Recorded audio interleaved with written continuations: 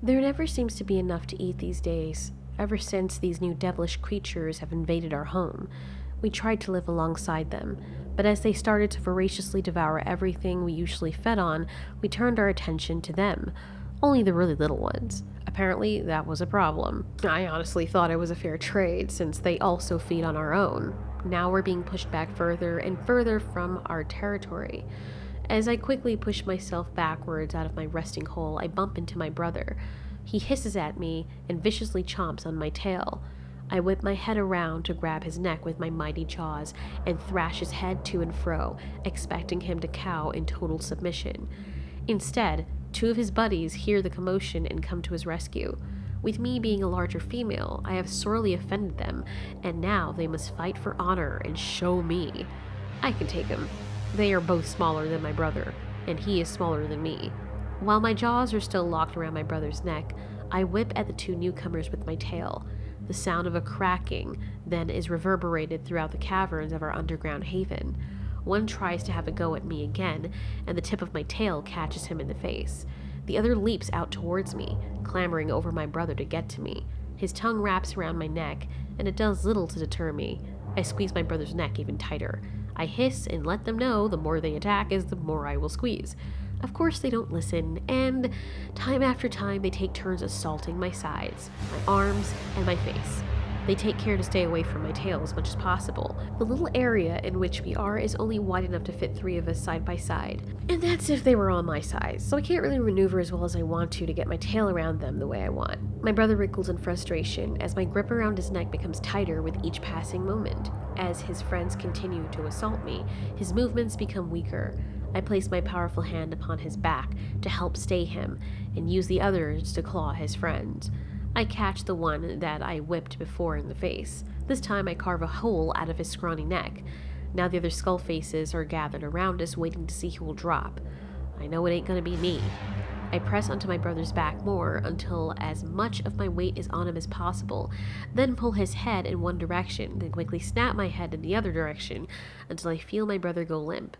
We had shared a nest with 50 others. I am now one of the 12 still alive. His friend that is still trying to fight me stops. He and the other friend with a big wound on his neck are now staring at each other for a beat before tearing into their fallen comrade. They move quickly before the spectators descend upon them. The spectators are bigger than the two friends, and so they are moved out the way easily. Everyone's hungry, and everyone care less whether you're in the way or not. They start to walk away, but I turn back in time to see the skull face with the wound on his neck being grabbed and torn apart by two larger skull faces. He failed to follow the cardinal rule. If you're smaller, move the phallos out of the way. I start to make my way up to the surface. I pretty much keep to myself and just follow the activities others are doing. Another female joins me as I start to clamber to the surface. She looks over at me and inspects my wounds. Her tongue licks energetically. I hiss a warning and she steps back. She's slightly bigger than me, this female, but we fought before, and so she knows I'm a worthy fighter. Unlike males, when two females are fighting, others will leave them to fight. If two males are fighting, they are generally left alone as well, but the minute the spectators see that one isn't faring so well, they place their bets on the one who was wounded the least, and they aid that one in the fight against the one with the most injuries. It doesn't matter how injured another female is in a fight, everyone will watch until the fight is over, or until one female is dead. Of course, if the females are very injured and they walk away without a victor, they might both be killed if the spectators decide they are too beaten up to keep alive. Most of us can recover in a day and very quickly, but time is not a luxury that we have when healing. That's why immediately following a fight, whether you're the victor or the loser, if you're alive, it's important to flee to a place where you can recover without others around you. There's no such thing as kindness. I learned about kindness when I went to the surface for the first time. All the hairy creatures seem to show it. They'll die for each other, and not because of survival. They do it in the most wasteful way possible. I understand why males may jump in to help their friends. They're used to hunting as a pack and a team, and have already acclimated to each other's hunting patterns and skills. It will be very annoying, and also extremely dangerous to try and find another male to replace the one that is killed. But I've actually seen some of these hairy things, specifically the parents, risk their lives to save a little one. To me, that absolutely makes no sense. If the mother sacrifices herself and gives her life, her young will be without protection and probably won't make it to adulthood anyway. But if the mother allows her young to be sacrificed, she can make more babies. I'll never understand it. The female that's beside me is the farthest thing from a friend, and I can never imagine me trying to save her from anything. We're always hoping that when in battle, the other will fall. Of course, it's better to eat outside of our species, but sometimes it's just easier, especially nowadays. I breathe fresh air from the surface. I don't think I'll ever get used to this. I'm used to the heavy, salty, humid air of the underground. We already see a team patrolling. The female stands beside me, waiting for me to act. Why is she waiting on me for? It's very annoying, and I would rather just go out and get my own kill. If she tags along, then I'm going to have to share with her, and I don't want to share, so I'll have to end up fighting her for it, and someone else will just take what we've got. I lunge at her and snap in her direction. Her reflexes are sharp, however, and she expertly leaps out of the way to avoid getting wounded. My teeth grow in an interesting pattern in comparison with the other skull faces. Therefore, I am given several nicknames: Mistake, the Wrong Face, and Bad Teeth. But most skull faces call me Mistake. I just call the female next to me Nuisance because that's how I identify her. As if responding to my thoughts, she releases a circumspect screech. Without warning, she takes off in the direction ahead of us. I follow without understanding what she's chasing after. It doesn't take me long to see it. It's a pair of males feasting on a large fallen creature, the one with the swooping horns. She wants the kill, and why should we not have it? We're bigger than these males, but they're not going to give up so easily. Us first patrol, they hiss simultaneously. Us better, the female next to me hisses as a response. She quickly leaps into the air and onto the kill, staring down menacingly at both of them. They look up at her and open their mouths to show their teeth. They both brandish their tongues, and this incites the female more. She turns around quickly, whipping both of them in the faces with her tail. They don't fall down like I expect. They immediately go on the offense and pull her down from off the prey. Now the fight is taking place on the other side of the fallen prey animal. I can't see who's winning. All I can see is tails whipping the air and blood splattering. I creep up to the prey and start tearing chunks of meat from off of it. From where I am on the other side, they won't be able to see me, especially while they're distracted by their fierce battle. I hear what sounds like the female crying out. I can hear the sound of flesh squelching. The males are quiet, and the groans they emit are pleasurable. Yep, they're eating her. It's about time. She was really annoying. As I'm eating, I feel the creature suddenly move. I look up to meet a growling face. It's one of the males, his body scarred and bleeding. I growl in reply. If he wants a fight, he's gonna get a fight, but he's gonna die. I convey this to him, and he doesn't seem to care. He takes a swing at me and misses my face with his claws. Before he can retract his arm, I bite down hard on his fingers and pull him off the carcass. With one of my claws, I reach into an open wound on his back and start tearing away. The male howls until the other one comes over to assist him. Ugh, so annoying.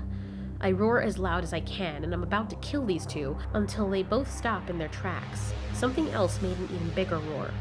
Something familiar. Between the behemoth on the surface and the scary organisms below, I'll take my chances with the surface monster anytime. The two male skull faces look at me and look back from whence the sound came, as if contemplating whether or not it would be worth the fight to stay here. They look at each other and start fighting each other, tearing into each other's injuries. One tears off a large piece of flesh from the other's shoulder. The other retaliates by lopping off a huge sum of gunk from the stomach area of his comrade. They both run away side by side, eating the flesh off of each other as they flee. Idiots. They could have just torn some from the carcass, but I guess they were afraid of me pulling them into a battle that they could not easily run away from in case that thing that just roared got here. I eat my fill quietly and prepare to leave when a band of males turn a corner and spot me. I know well enough when I'm outnumbered and matched. I cut through the dry trees to hide. I hear the males squabbling over the kill. Then they're on their way. When I'm about to leave, I see the strangest thing. Flesh bananas. I've heard them described to me to the T, but I've never actually seen one in person. I stand there and watch the one left there for a beat, processing its existence. I've heard these things are juicy and surprisingly easy to kill. I lunge at it, and just like the stories say, it makes a squealing noise, and in seconds, its liquids are pouring out into my very accepting mouth. I soon hear the other skull faces chasing me to get to the goods, but I take off. I hear them licking up the sweet red liquid that was left on the ground back there. Oh, the mess I made. I find a quiet place under a slag to rest and enjoy the new sensation in my mouth. It won't last long, especially with such a small morsel as this little thing was. When I awake, I hear a call to action. The patrol is moving on, and I overhear that there are more of the flesh bananas nearby. Apparently, when there is one, there are usually many others not far behind. I leap off the rock head first, and then outstretch my arms at the last moment to catch my weight. Once again, I'm excited for the hunt, and I'm ravenous. As I'm running, placing one hand in front of the other, eating up the ground ahead of me at a decent speed, a larger male knocks into me as we head towards the graveyard. I walk nonchalantly alongside the male and stare at the large skeletons that tell of a time not long ago when we defeated the big beasts. Surprisingly, these little flesh bananas look like them. We look around for any clues. The acid in my stomach is churning in anticipation. I find some place away from the other skull faces and hack up what I swallowed earlier. I have to be careful when doing this because for some reason, whenever any of us has an upset stomach, the others come rushing and will just about tear your tongue out of your mouth to get any remnants of food. Thankfully, there's not much meat on him left. I walk away, but then I pause as I hear something behind me. The male that was next to me comes up behind me, and I whip him with my tail, angry and embarrassed that he gave me a scare. He sinks his teeth into my side for a moment and uses his weight to push me aside to assume his dominance. I don't feel like getting into a fight with him right now. He walks ahead of me, growling all the way. However, the sound I heard is still there. When I head back in the direction from whence I came, I see something through the dust. It's one of the flesh bananas, but a really thick one. I sneak up to it, and it just stands there like it's asking to get eaten. When they said these things were easy to kill, they were not kidding. A bright flash of light momentarily blinds me and upsets me. Maybe this is its intimidation display or something? Wow, very impressive. I stand over the thing expecting it to bolt, but it doesn't. It just literally stands there. Thinking this is too good to be true, I aim my head towards the ground with my jaws open and slam them around the dumb animal. Like the last one, it easily fits into my mouth, and I feel its juices begin to flow and bones crunch with satisfaction. There's something about the taste of these things that just makes me want more and more. As I swallow him down, I can hear a strange snapping sound, which is synchronized with the flashes of light I experience behind my eyes. The flashing stops, but the sound continues, and I can hear it in the pit of my stomach.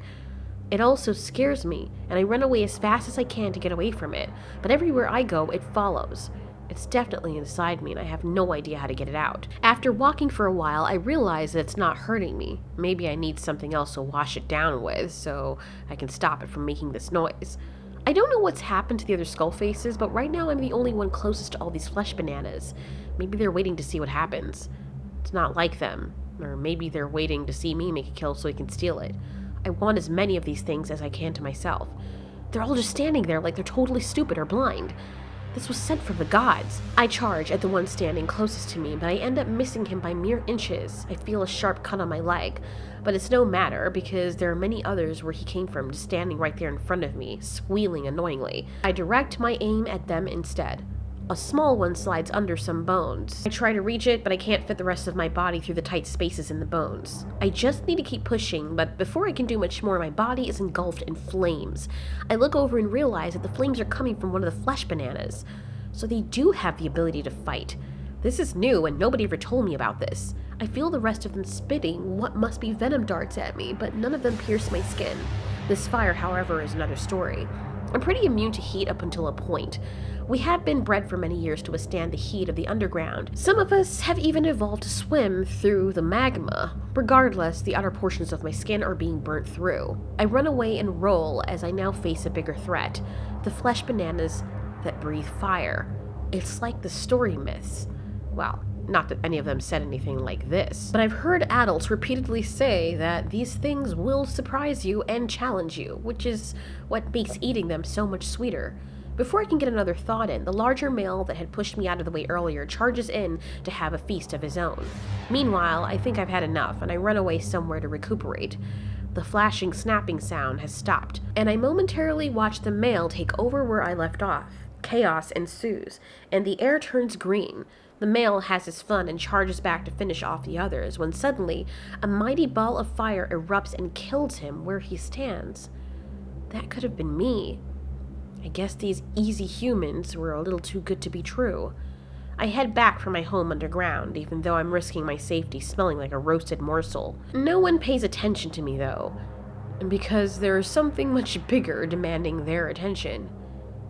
Our alpha has awoken, and based on what I'm hearing, he's already devoured hundreds of skull faces.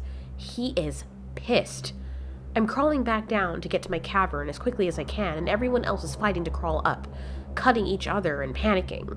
I nip at some of them in frustration, trying my best to get by. I fight against the current of bodies until I am down under the terrain and on my tier. And I was so determined to get where I was going that it takes me a while to realize what's now in front of me.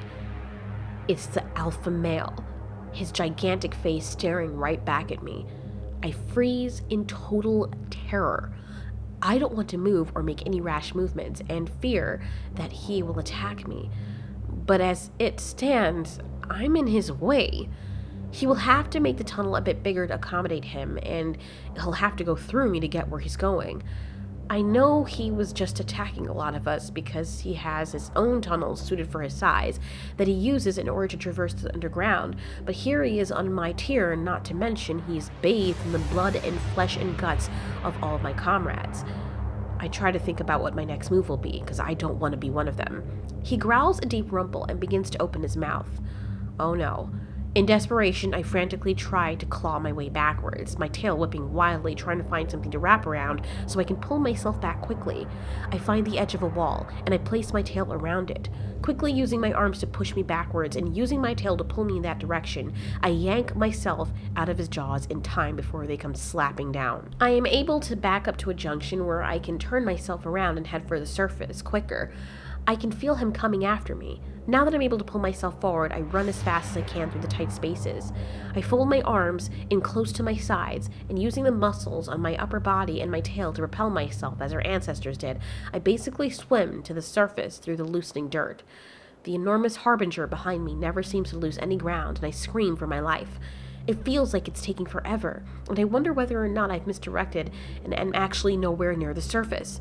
Right as I'm having this doubt, my body is shot from out of the ground and into the air. The Colossus follows shortly after. I quickly roll away to the side and hide, out of sight and in time to watch the Alpha shake the dirt off his body as he emerges. At the surface, I can truly appreciate his full mass. He's beautiful and frightening at the same time. I stay hidden and watch him look left and then right. He sniffs the ground at first, because I think he's looking for me, but something else has grabbed his attention. He walks in that direction, and I breathe a sigh of relief. After a while, I go back to the opening of my home. The tunnel is now a collapsed mess.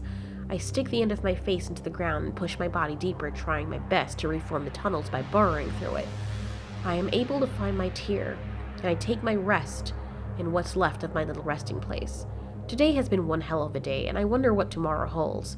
One thing is for sure, with the big alpha male above ground now, and much more sizable than he's been before, things aren't going to be the same. Maybe this time he'll defeat the boogeyman.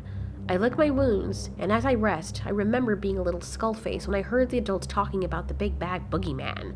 I used to wonder why they couldn't just kill him, since there were so many of us. Apparently there was something different about this one, and according to the adults at the time, he seemingly came out from nowhere, a remnant of all the ones the skullfaces had slayed before. They called him the Wraith. The Alpha said one day he will be strong enough to challenge such a monster. He said when the sky falls and the air thickens, that will be the day. Well, earlier, the sky was falling as it seemed, and that green gas seems to be the air thickening, I'm guessing. Deep tremors racked through our home, and according to the account from some of the skullfaces who were on the surface at the time, the sky was falling and creating massive explosions as I've never seen before. Maybe now we will finally rule the surface. Hopefully. But these are thoughts for another day. We have no choice, especially with what's been hunting us underground here in our own home. I lay back content in my very rare solitude and silence, waiting for them to wake me when it's all over.